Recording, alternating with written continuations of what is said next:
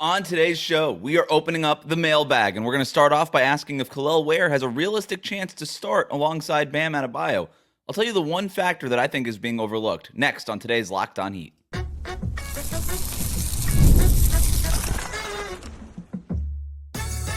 You are Locked On Heat, your daily Miami Heat podcast, part of the Locked On Podcast Network, your team every day. Welcome to Locked On Heat, your everyday podcast on the Miami Heat, whether you're tuning in on YouTube, Odyssey, or your favorite podcast app. Thanks for making Locked On Heat your first listen every day, Monday to Friday. I'm Wes Goldberg, editor at allyoucanheat.com. My usual co-host, David Ramil, off today, but both of us are credentialed Heat media members, and today's episode is brought to you by Game Time. Download the Game Time app, create an account, use the code LOCKEDONNBA for $20 off your first purchase. Terms apply. We are opening up the mailbag today. I've got questions about Jaime Jaquez Jr. starting, the optimal closing lineup, the one category where Bam needs to improve, and if the Heat are done making moves, plus a lot more. But we're going to start with this question from Heat Expert, who writes in, what are the chances that Pelle Larsson becomes a full-time starter before Kel'el Ware? The chances that happens, I think, is pretty small. That said, it's not out of the question, right? I think there's a lot of questions about whether or not Bam and Kel'el Ware can start together, right? And if something happens with this roster, if they are able to trade Tyler Hero and or Duncan Robinson, if there's an injury, if there's something like that, then the door opens for Pelle Larsson to start at some point. But I'll tell you why I think that that's a long shot still here in a second. But we'll start with the Kel'el Ware piece of this and whether or not, because the big question there is, can he start with Bam Adebayo? Is that a viable starting lineup? And here's the thing that I think gets lost in the conversation when we're talking about whether or not Kel'el Ware can start with Bam. It's not that I think we tend to think about it as maybe a floor spacing unit, right? Hey, if Kel'el Ware, who shot 40% last season at Indiana, he's a floor spacing big. We finally have the 7-footer who could space the floor next to Bam Adebayo. We haven't had this since Kelly Olynyk, Myers Leonard, all these guys. I think that's the wrong idea.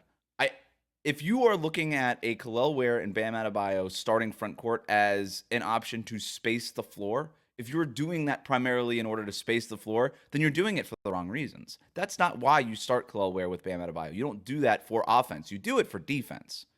That's what you do it for. And the question you have to ask yourself is, do we get enough from this lineup defensively that whatever we are sacrificing on offense is worth that, right? And that's why we could talk about defensive rating, offensive rating, net rating overall, the difference between the offense and defensive rating, how many points you're giving up. Are you winning, every 100 possessions versus your opponent? And as much as we like Kel'el Ware and as impressive as he was in Summer League, and he was very impressive in Summer League, and his defense in particular really impressed me as Summer League went on, I still haven't seen anything at the NBA level. I haven't seen anything in a preseason game. We haven't seen this in training camp. We don't know. Summer League competition is not all that much better than college competition, right? And I do think that Kel'el Ware got better, but we have no idea what this guy looks like at the NBA level. We don't know if he is a viable starting center in the NBA yet. We can hope, we can guess, we can project, and I think all of our projections would say, yeah, that guy's going to be a good center in the NBA, starting, coming off the bench, whatever. But we don't know. And so to go with a starting lineup on opening night of Kel'el Ware with Bam Adebayo would be making a lot of assumptions. It would be assuming, number one, that Kel'el Ware can hold up defensively at the NBA level. It would assume, number two, that he is a good enough floor spacer that, A, he can make threes at a high rate, which he didn't really do in summer. If there was a hole to pick in Kel'el Ware's summer, it was that he wasn't making threes at a high rate. It would assume that, and then B, it would assume that defenses will care, right? There is a big difference between being a good shooter for a center and being a good shooter, period. And defenses don't care what position you play. They're not going to say, well, he's a 7-footer who could shoot 35% from three. We got to really close out on him. No, they'll still leave him open. And if they're leaving him open while he's out there on the perimeter, then that still doesn't space the floor anymore for Jimmy Butler or Bam Adebayo. So I know that he shot 40-something% at Indiana, 42.5% at Indiana last year in college. That was on a really low volume, 17 of 40, 43-point attempts over a season. That's a really low volume. So to get a better grasp of Kel'el's real shooting ability, we need to get a larger sample size. So if you combine his 2 collegiate seasons, first at Oregon, last year in Indiana, plus what we saw in the summer, he took 105 three-point attempts over that span, 2.5-ish year span. He made 35 out of 105, so 33.3%. That's not 42.5%. That's almost 10% less, right? That's not great. It's about average for a center, and it's not enough to really command the respect of a defense. It might be good for a center, might be average for a center. That's a hair below what Josh Giddey shot last season, 33.7% from three-point range. Josh Giddey, who became a liability for Oklahoma City during the playoffs in their second-round series against the Dallas Mavericks. The Mavericks just left him open. It became a liability on offense. It was hard for them to space the floor around Shai Gilgeous-Alexander and Jalen Williams, and they played him off the floor. And then the Thunder traded Josh Giddey. So you're telling me Kel'el Ware, even if he's a good shooter for a center, is a bad shooter overall to the point that he's going to get left open if these averages stick. So he is not going to space the floor. So now you're looking at a starting lineup, if you were to open with Ware and Bam, with Jimmy Butler, 3 guys who do not command the respect of the defense. And even if Bam, this Team USA stuff and all that, he is going to be he is still going to be left open in the corners. He's still going to be left open. He can make the shot, and we'll get to whether or not that's important or not later on when we talk more about Bam. But he's not going to be a guy who, when he doesn't have the ball, you're playing up against, right? You're not going to leave him. Or you're going to leave him, right? You're not going to stick with them the way that a defense sticks with Tyler Hero or Duncan Robinson, even when they don't have the ball, right? Those guys space the floor because they demand your attention beyond the arc, even when they don't have the ball. Bam, Ware, Butler, they don't. So that would be 3 guys who you could just play off of until they get the ball. And that does not space the floor. So I don't think that that's viable. That said, what happens with Pelle Larsson? I don't know. So the Heat right now on that depth chart, I know we all liked the way that Pelle Larsson finished the summer league, the game winner against the Grizzlies in the championship game. But ahead of him on the depth chart right now are Terry Rozier, Tyler Hero, Duncan Robinson, Alec Burks, Josh Richardson. All these guys are ahead of Pelle Larsson on the depth chart right now. Now, this time next year, Alec Burks will be a free agent. Josh Richardson will be a free agent. Do the Heat trade one of Hero or Robinson over these next 12 months? Maybe. That still doesn't really open up the pathway for Pelle Larsson to be a starter. And by the way, he's a second-round pick. I think there's a lot of things that I like about his game. His hustle, his ability to score at 3 different levels, the athleticism I think is really underrated. But he fouls too much. He's not an awesome ball handler. He's not a very consistent outside shooter. There's things that he needs to work on. He was a second-round pick for a reason, right? This isn't a guy that was like unfairly overlooked, even though I like him. But I also don't think he projects as a long-term starter. I don't think you take anybody in the second round that you're thinking, yeah, that guy projects as a long-term starter. Now, if he does become that, great. But that's not the plan. That's not the plan. So I don't think the Heat's plan right now is for Larsson to be a starter at any point in his career. That said, he could earn it. He could deserve it. But there's a lot of guys in front of him that he's going to have to beat. And it's probably going to be a few years, if it ever happens for him, until that happens. So I would guess Ware probably ends up starting before Larsson. Just because, okay, maybe Ware does become that three-point shooting threat. Maybe Bam does. Maybe if this is Jimmy Butler's last year in Miami, you're able to pair Bam and Ware with 3 other real floor spacers, and then that opens the door, right? Because the Heat have played 2 non-floor spacers for this entire era, Jimmy Butler and Bam Adebayo, with 3 floor spacers around them. Well, if one of them leaves and Jimmy Butler, if he opts out and goes somewhere else, then maybe that opens the door for Bam and Ware to play together. But I just don't really see it happening all the time as a starting lineup. Now, I do think that the Heat will experiment with Bam and Ware together, but I just don't know that they're going to start with it. And you can experiment with lineups as you go through the game where Bam and Ware are on the floor without Jimmy and with more of your floor spacers that are coming off the bench and stuff like that. So that's where we are with that. Sean writes in, can you see Kel'el Ware starting if he has a Derek Lively type impact in his rookie season? So Derek Lively was awesome for Dallas, hugely important into their run to the finals. He averaged 8.8 points, 7 rebounds, 1.5 blocks in like 24 minutes a game in the regular season as a rookie. Including the playoffs, though, he started 42 of his 76 games as rookies, basically half, right? And he didn't start a single playoff game. And that was on a Mavericks team that didn't have the floor spacing concerns that the Heat are dealing with, right? Lively started over Gafford when he did start, or before even before Gafford was even acquired by the Mavericks last year, Lively was arguably their best center, even as a rookie. Better than Powell, better than these other guys that they had on the roster. So it made more sense for Ware to start. The idea would be he wouldn't be starting over Bam, right? Because Bam's just the better player. He would have to start next to Bam. And that has the floor spacing concerns that Dallas didn't have to deal with. Even Dallas, like their best player, Luka Doncic, is a floor spacing guy. He shoots threes at a high rate and at a high volume. Jimmy Butler, Miami's best offensive, he doesn't do that, right? So the Heat have just exponentially more floor spacing concerns to consider when they're playing their rookie center versus what the Mavericks had to consider when they had Lively as a rookie center. That said, Lively still only started basically half of his games and none of the playoff games, and he was still hugely important. So I do think we get too in the weeds about, hey, is he starting? Is he coming off the bench? Whatever. This is my whole thing is just have nice things. And this is why fans can't have nice things sometimes. It's, oh, this guy's really good, start him. It's the backup quarterback thing. It's like, oh my God, we have a good backup quarterback, but should he start over the starting quarterback? Not all the time. Sometimes somebody is just better suited to be a good backup quarterback, and that's good enough. It's a luxury to have a great backup quarterback. The Heat, we haven't had a good backup center in a very long time. And so if Kel'el Ware ends up emerging as a true, legitimate, good backup center, where the Heat are not losing these minutes every time Bam goes to the bench, that is a luxury, and that is an improvement year over year based on what they've had the last few seasons.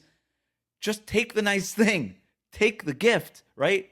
Just take it. You don't have to immediately go to that next step of, is he an all-star? Can he start? All these things. Sometimes players can really be impactful even off of the bench, just like Derek Lively was for the Mavericks last year, and they ended up going to the finals. All right, we got a few more questions that we want to get to in the whole Kel'el Ware, Bam Adebayo part of this. Plus, the Heat had a hard time landing on a consistent closing lineup last season, but I'll tell you why I think that could change next season, next on Locked On Heat. Today's episode is brought to you by eBay Motors. Passion, drive, and patience. The formula for winning championships is also what keeps your ride or die alive. eBay Motors has everything you need to maintain your vehicle and level it up to peak performance. Superchargers, roof racks, exhaust kicks, LED headlights, and more. Whether you're into speed, power, or style, eBay Motors has you covered. With over 122 million parts for your number one ride or die, you'll always find exactly what you're looking for. And with eBay Guaranteed Fit, your part is guaranteed to fit your ride every time or your money back. Because with eBay Motors, you're burning rubber, not cash. With all the parts you need at the prices you want, it's easy to make your car the MVP and bring home huge wins. Keep your ride or die alive at ebaymotors.com. Eligible items only. Exclusions apply. eBay Guaranteed Fit. Only available to U.S. customers.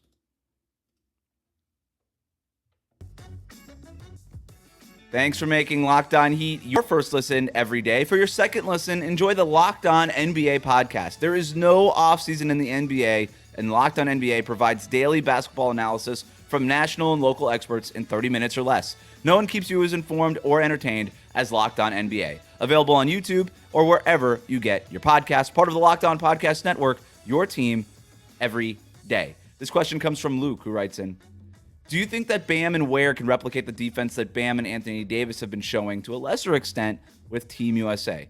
This is the part where I actually am in on the hype, and I'm okay with going fully hyperbole on this thing.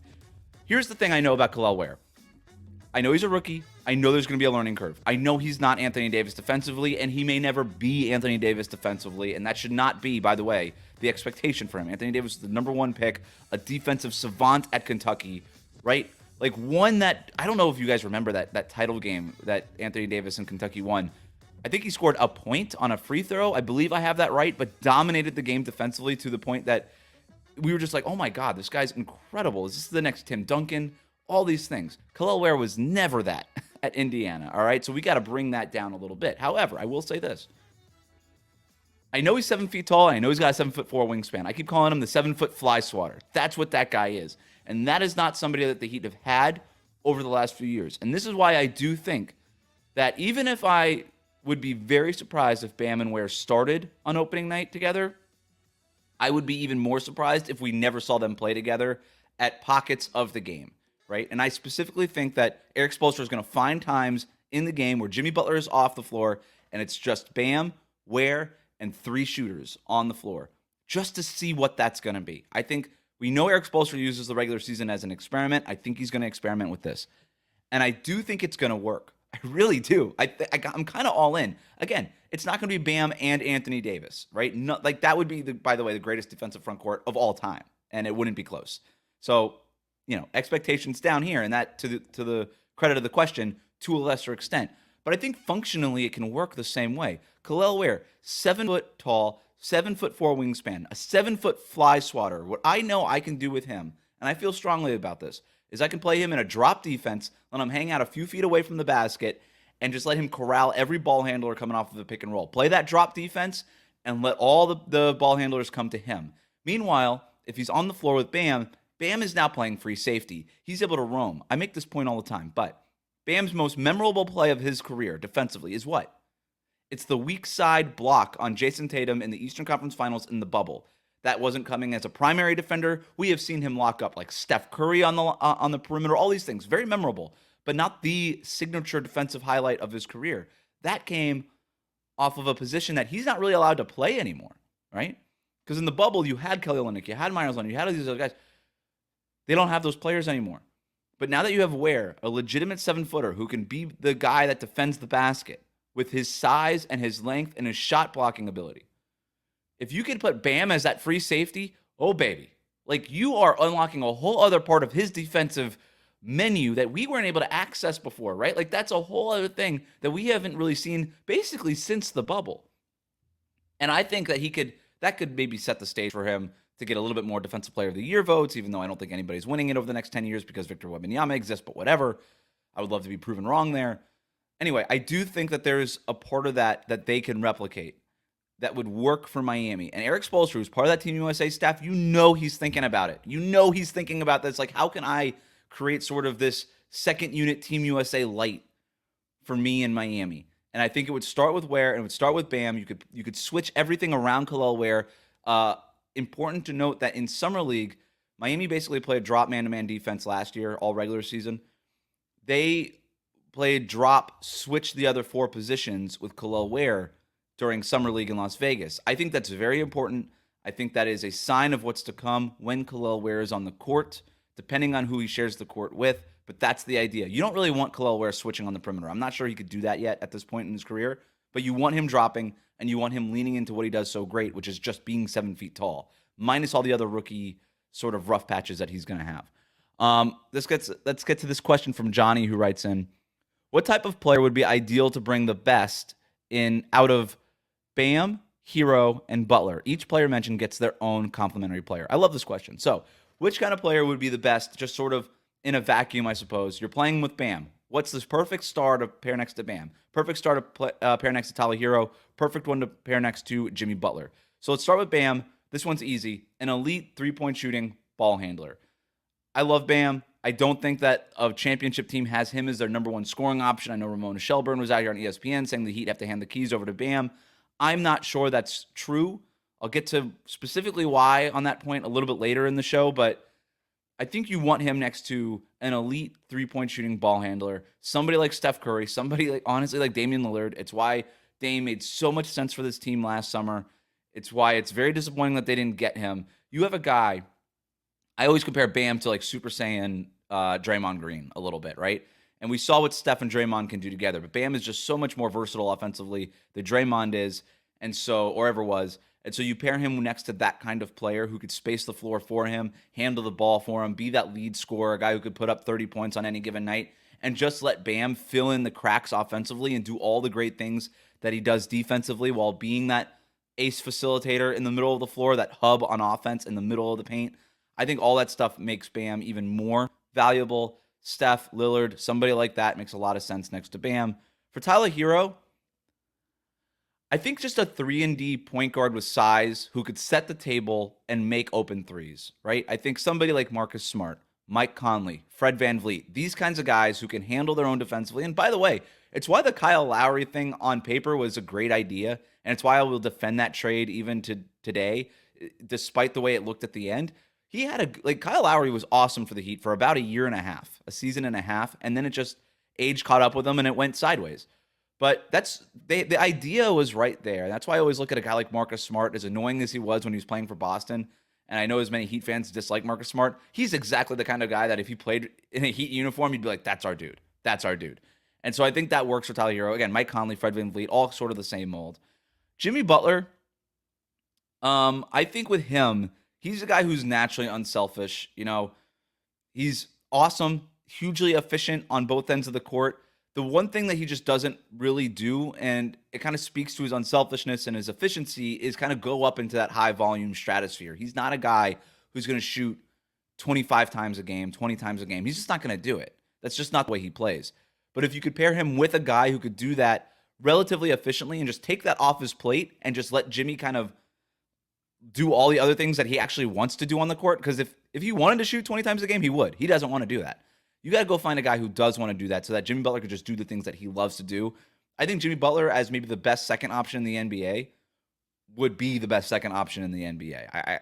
I have no doubt about that. So a high usage, number one scoring option who can space the floor, because you need that with Jimmy, even without the ball in his hands. So I think a guy like Luka Doncic, obviously, Devin Booker, Jalen Brunson, it would be a little clunky the way that they play, but I think it still would work. Donovan Mitchell, again, Steph Curry, Damian Lillard.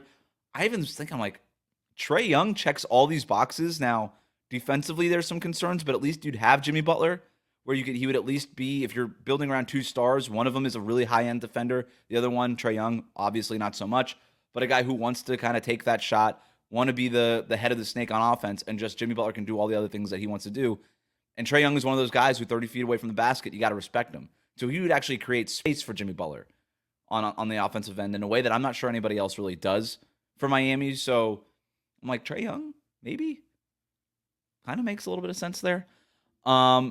Is there another leap for Bam to make? And if he does that put more pressure on the front office to make a move sooner rather than later? I think a lot of people are going to disagree with my answer coming up next.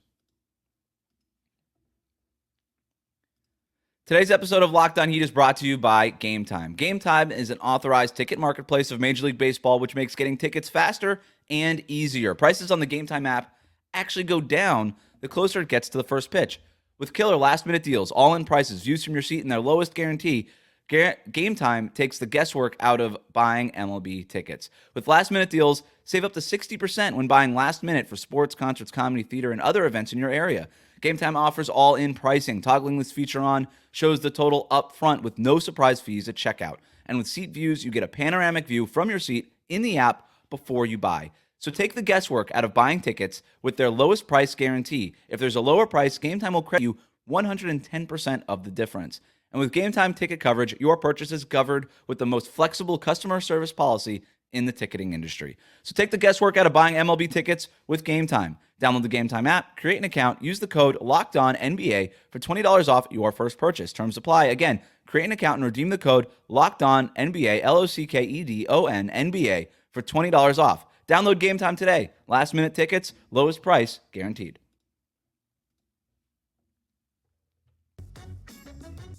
Thanks for making Locked On Heat your first listen every day. If you're new to us on YouTube, hit that subscribe button. You can also follow us on your favorite podcast app. Let's get to this question from Malachi, who writes in, is there a scenario where Triple J could start instead of coming off the bench? I'm going to go quick with this one. I don't see that happening. Jaime Jaquez Jr. shot 32% from three-point range as a rookie. Everything else was awesome. The playmaking, all these things.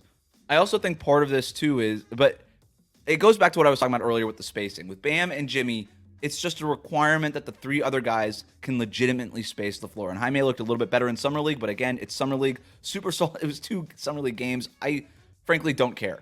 I know he's working on the three-point shot, and he'll have an opportunity to prove that he can start. Like, this is a guy who I think could be the starter by the end of the season if that three-point shot really turns around. But you look at his UCLA numbers, you look at his rookie year numbers, the guy's just not an above-average three-point shooter. And until he proves that he is, it's going to be really hard to start him next to Jimmy Butler and Bam Adebayo.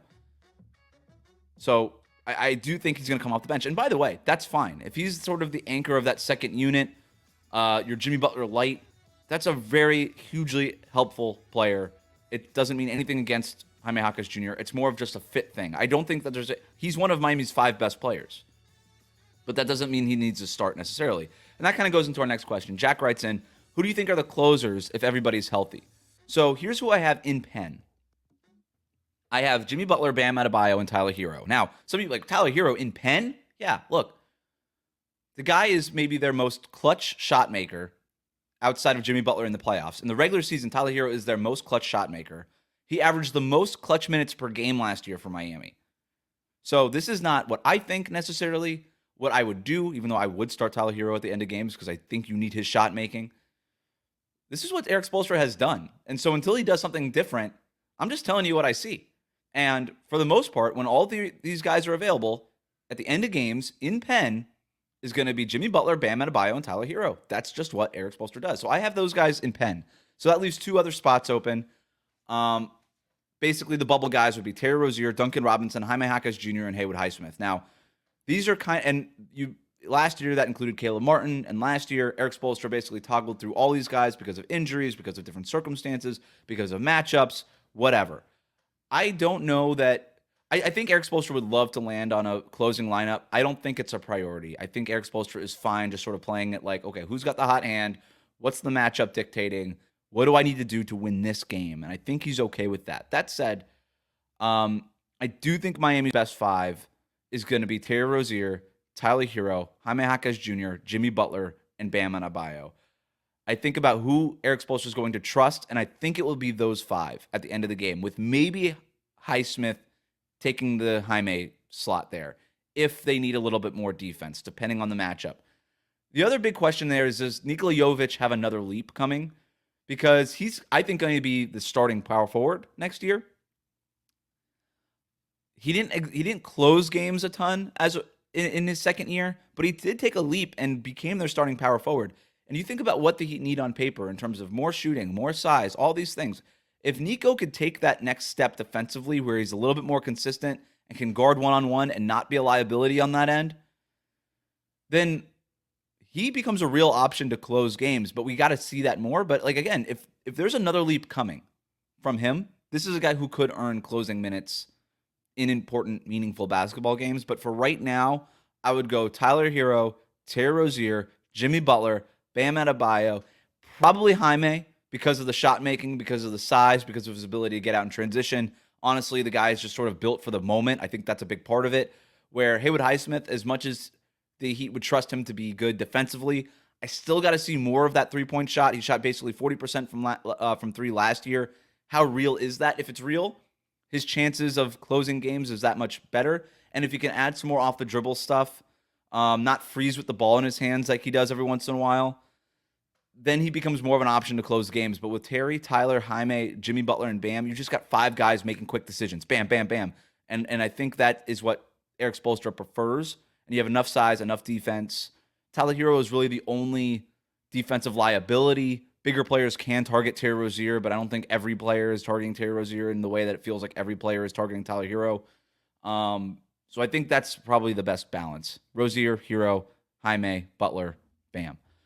This question comes from Dylan, who writes in, with Bam's stats steadily increasing every season, what category or stat do you think he will improve most this upcoming season? Now, I'm going to go beyond the three-point shooting here, okay? Because that's the easy one. It's like, oh, yeah, just hit more corner threes, whatever. What do you really expect from Bam in terms of a three-point shooter? You think he's going to become a volume three-point shooter? Of course not. Does he take 2 a game? That would be a pretty extraordinary leap from where he was last year. And by the way, that feels like maybe the right number for me. I think 1.5 to 2 3-pointers a game in the NBA is probably where he ends up leveling out. I am not, and I hinted at this earlier, I am less intrigued by Bam shooting threes in terms of, oh my God, he's going to now space the floor for Jimmy Butler. He's going to be a floor spacer. It's going to take a lot of proven three-point shooting from Bam to become a respected floor spacer, to be a guy that teams close out on hard, to be a guy that teams don't leave open. Like, they're just going to leave him open and dare him to shoot. That's not spacing the floor, but that's besides the point. To me, I just like the idea of him adding more three-pointers to his arsenal because that's going to increase his overall efficiency. And Miami over the last 2 years have been in the bottom 10 in offensive efficiency and offensive rating for the last 2 seasons.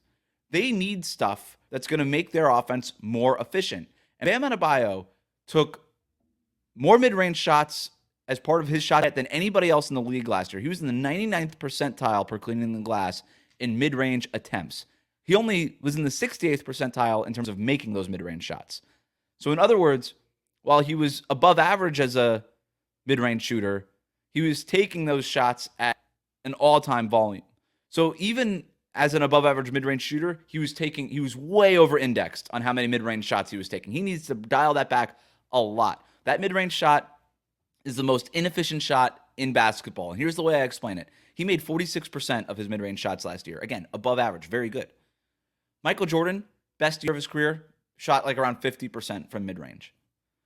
If you basically had 5 prime Michael Jordans and all they did was take mid-range shots for the entire basketball game and knock them down at a 50% clip, at a prime GOAT level status clip, you would have the worst offense in the NBA.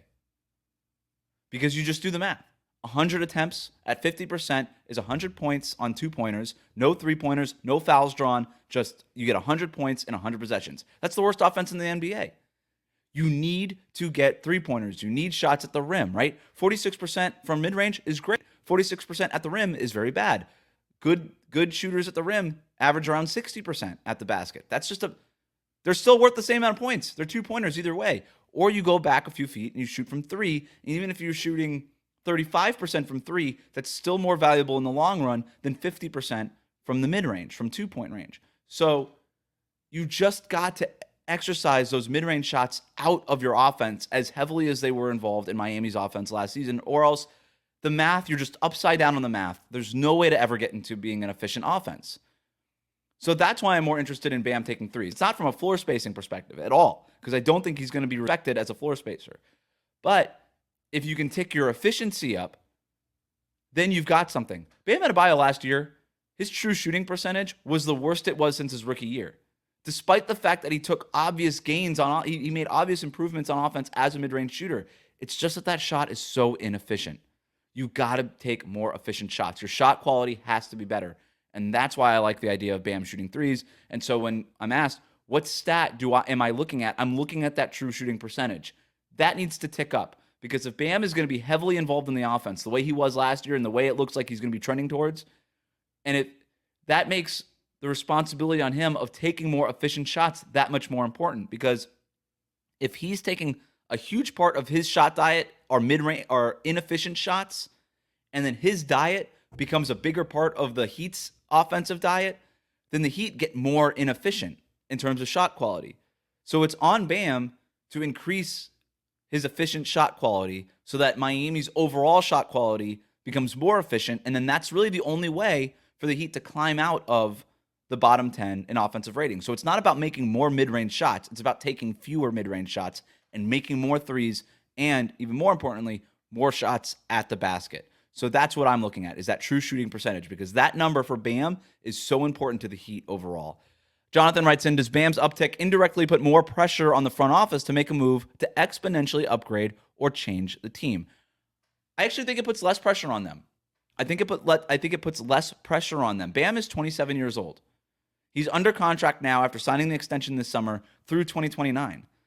There is less pressure on them to make that dramatic move now than there probably ever was, unless you're thinking about Jimmy Butler's title window. If you're thinking about Jimmy Butler's window, then there's more pressure, right? Then you're just like, well, this might be the last year of it. Let's just see what happens. But it does sort of feel like Miami has acknowledged and accepted, like this front office, we're kind of backed into a corner here. This is kind of the roster. Hopefully it looks more like 2023 where we hit lightning in a bottle, we're healthy at the right time, and then maybe we can make a run. And if not, Jimmy Butler, he can opt out, be a free agent, and then we sort of figure out a way to reshape the roster next summer. But that, to me, is when the pressure starts. I think right now, it's a little bit of a last dance, let's sort of see what happens kind of season, which I'm a little excited for. I'm starting to talk myself into it. But next summer, I think, is when, if Jimmy Butler does opt out and you have to make a decision with that part, is, okay, what does this roster look like retooled around Bam Adebayo and not necessarily around Jimmy Butler? But I don't think that there's a ton of pressure on this team in the present moment. Ed writes in, is this Heat roster set right now before training camp, or might there be a deal or two in the works? I think the roster is pretty much set going into training camp. I think I'm interested to see what happens with Drew Smith's two-way contract. Do they let him go? Do they backfill him? Is somebody like Alondas Williams or somebody else Isaiah Stevens, who's currently on an Exhibit 10 contract, so you don't have to make a rush on that decision right now. Is there something to do there? But I know that's not really the spirit of the question. Nobody really cares about what happens with the two-ways. So is the roster set? I think so. We still have about 3 months until the regular season starts. Anything can happen, right? Like a surprise move. A move can happen that unlocks another move. Damian Lillard last year getting traded in Milwaukee. Nobody thought Drew Holiday was going to be available in October. He becomes available. So the Heat will, and I do believe this, and I know this for a fact, the Heat are going to be looking at everything all the time over the next 3 months. They're always looking for ways to improve the roster. They made an offer for Mikal Bridges. It didn't work. They called Danny Ainge about Larry Markkinen. They got shut down. And that whole Utah situation is a whole other story. They looked at DeMar DeRozan. They wanted to add DeMar DeRozan. They couldn't make it happen. They are going to look at every option. It doesn't mean it's going to happen, but they're looking at everything, and you never know when that sweet spot hits or whatever. Sometimes something works out. I think they're going to keep looking. But if you wanted my guess, I think this is pretty much the roster. Outside of whatever happens with the two-way contracts. Ken writes in, and this will be our last question here. Am I delusional? I feel like with Eric Spoelstra, an improved Bam Adebayo, Jaime Jaquez Jr., Terry Rozier, that this team could be the 4 to 6 seed in the East. I think continuity will play a role in comparison to some of the newer rosters in the East. Health will always be a caveat for this team. It's a great caveat to point out. That said, this team, this team is built to get hurt. This team wasn't built to get that hurt the way that they were hurt last season. They suffered more injuries than any playoff team in the league last year. It is a borderline miracle that they even made the playoffs as an A seed. It really is. You look at the teams that they were down there in terms of games missed due to injury. Memphis, Portland, teams picking in the lottery, man. Teams picking in the top 10. That's where they were, right? This team had no business being in the playoffs last year, and yet there they were, in part because of Jimmy Butler, Bam Adebayo, Eric Spoelstra, and the fortitude of this group, though, the whole Heat culture part of this, like that played a part here. So even if they're going to get hurt, and they're going to get hurt, Jimmy Butler's going to miss 20 games. He just is. What's the rest of the roster look like? You know, does Duncan Robinson, is he back from this back injury? Is Terry Rozier fully healthy coming from the neck injury? Tyler Hero, does he not suffer a major injury in the middle of the regular season?